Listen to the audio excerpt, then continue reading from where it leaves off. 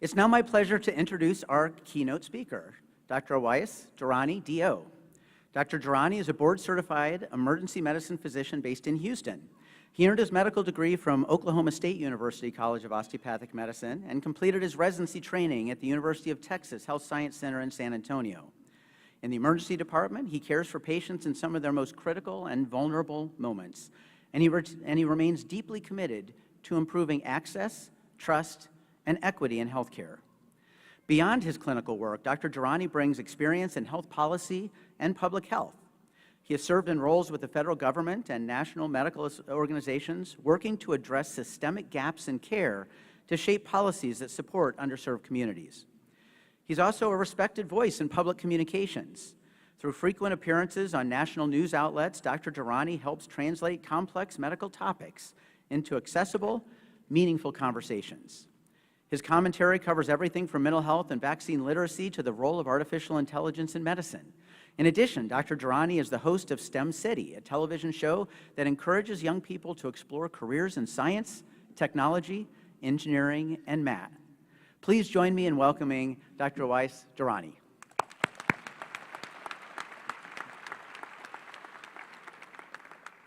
Thank you, Dr. Moore, for having me. Truly an honor to be here. First of all, you all look good in your white coats. You all look sharp and ready to tackle medicine, and you all look like the future of medicine because you are the future of medicine.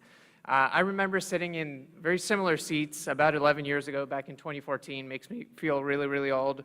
I could still smell that new white coat smell. The sleeves were a little ill-fitting, and I wondered what had I gotten myself into. Yes, we had iPhones back then, we had Instagram, but we didn't have AR or TikTok, so y'all probably think I'm a dinosaur at this point. But today isn't about me, it's about you and what's ahead. You all are entering a world in which pandemics and policy debates and misinformation and medical miracles all take place in a 24-hour period and news cycle, where AI can help you draft a note 1 minute, and 5 minutes later it's confusing your patients. The privilege of wearing this coat comes with the responsibility of navigating that complexity, leading with empathy, and making sense of that fast-changing landscape that we all are now a part of. So today I'm going to tell you 4 quick stories with 4 quick lessons about impact, truth, identity, and teamwork. And I'll kind of share some of the things that I've learned from those stories, and hopefully you can kind of take your own cues and maybe it'll help you along the way at some point. So lesson number 1, your impact starts now.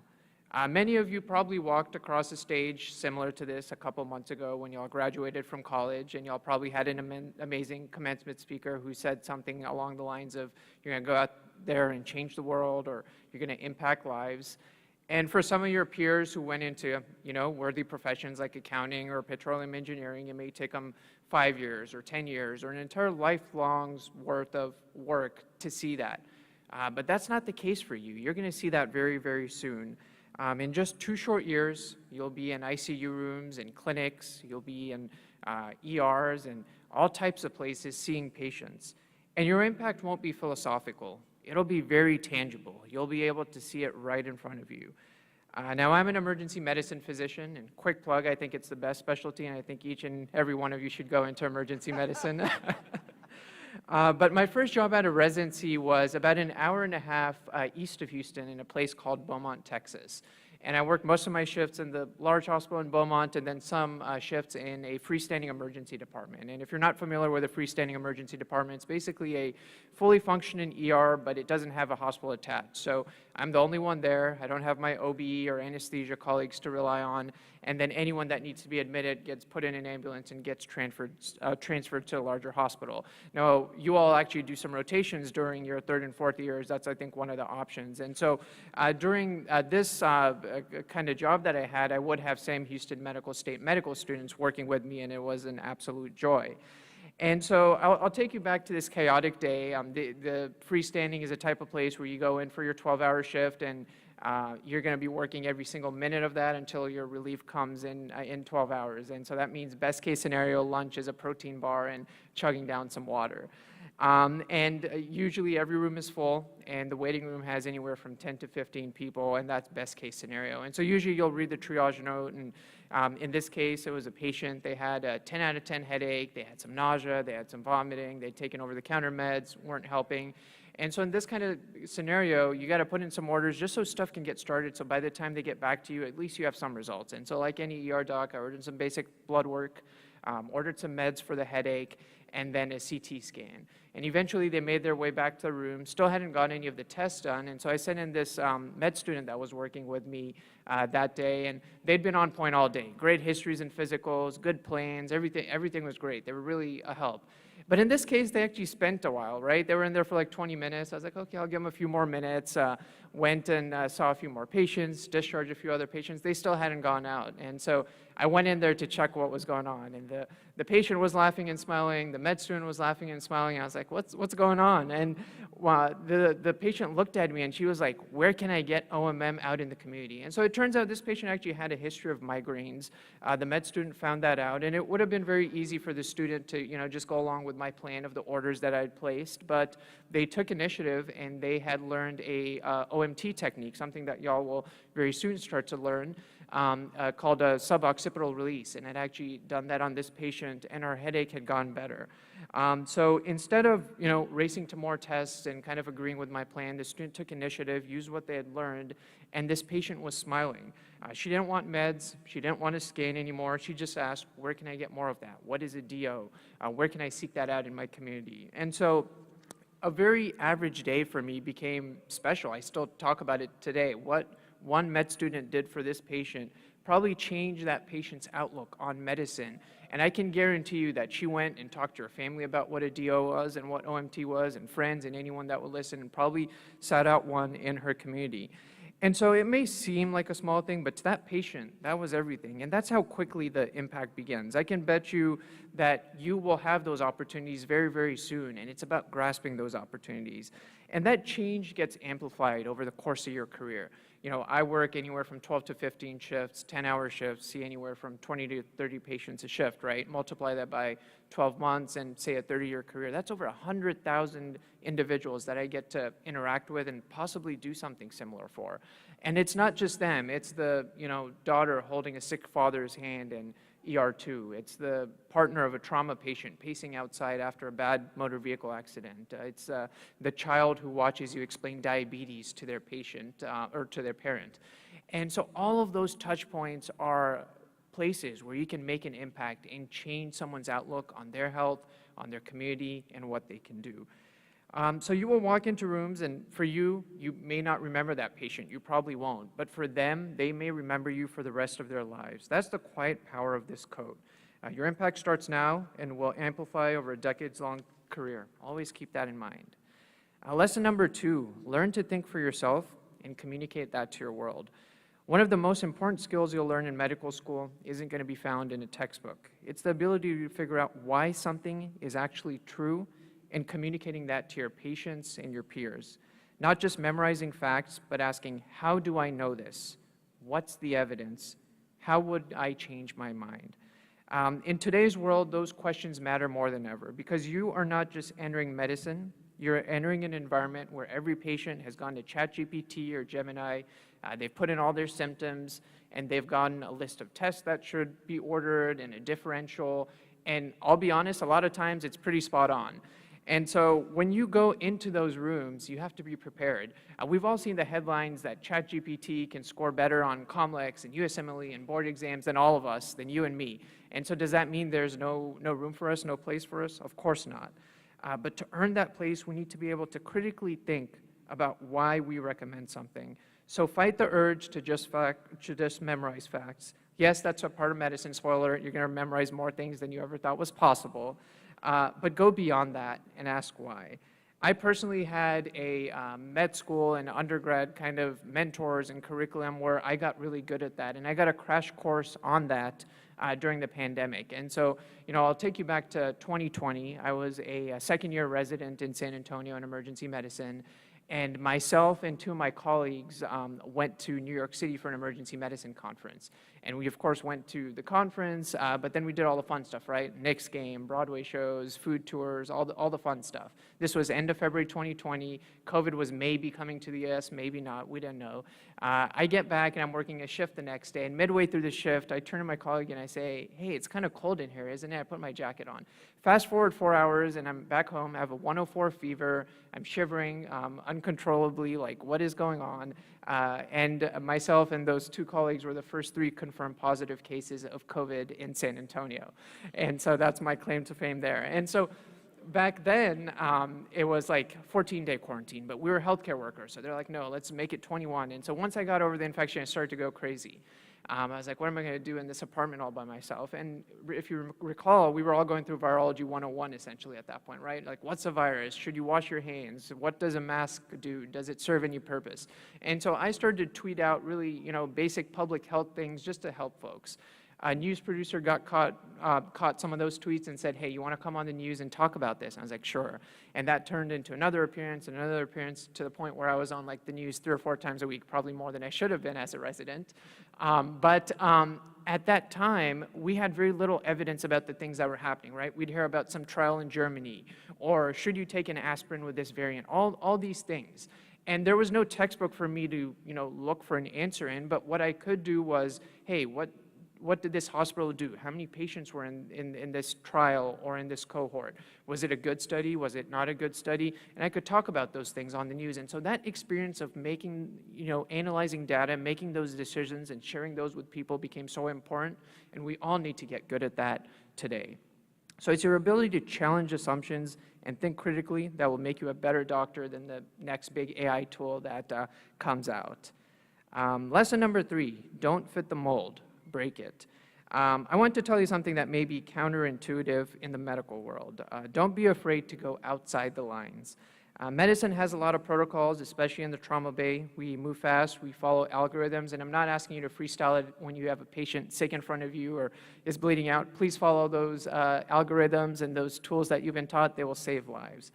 But what I am saying is that each one of you is much more than your GPA or your MCAT score. The reason you are sitting in that chair right now is because you are holistic individuals with interests and passions, and you portray that to the admissions committee, and that's why you are wearing this white coat.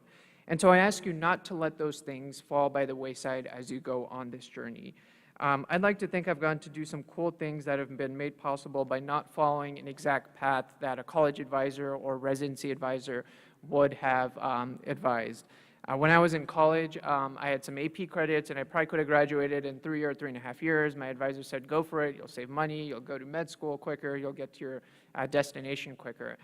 But I wanted a full college experience, and so instead of just majoring in biology, I double majored in biology and poli-sci because I had this interest in public policy and how we could change the things that we wanted to change.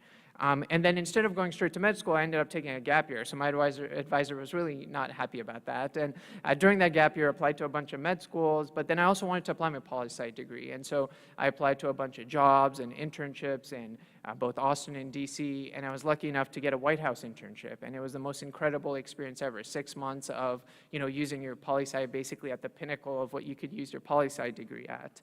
At the end of that internship, they offered me a full-time job, which was like the hardest decision ever, right? Like, do I go to med school? Do I stay here? It was like a 59-41 decision. Obviously went to med school, best choice ever.